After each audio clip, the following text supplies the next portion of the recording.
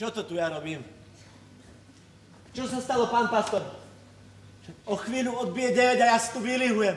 Ja musím ísť za Grovkou. No a tam čo? A čo? No ku všetkému sa aj priznám. Výborne. Výborne! Pane Bože, podarilo sa to!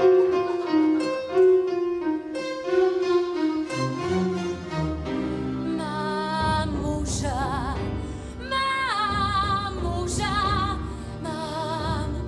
muža, nemám. Komu to vyplačem? Len 4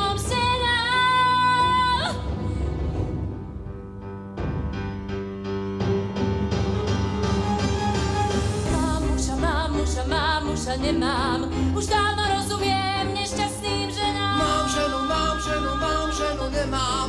To, čo chce odo mňa, ti nikdy nedám. Veď ja chcem lásku len na trocha nehy, ktorá by spojila 2 cudzie brehy.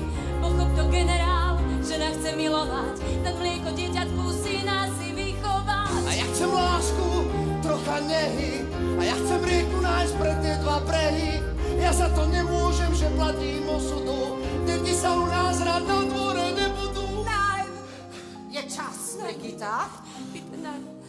Aber nur einmal, mein Liebchen, raz to predsa vydržíš. Si predsa statočná, obetavá nemecká žena. Myslí na svojho Ondreja, myslí na budúcnosť nášho rodu. Dobre, ale len raz.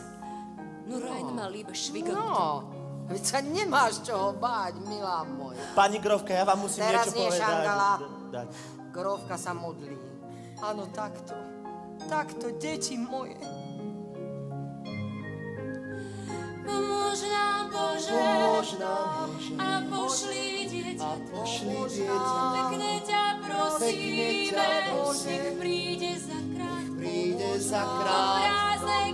Do prázdnej kolísky, zošli nám, Pane náš, prosíme, najkrajší detský plač.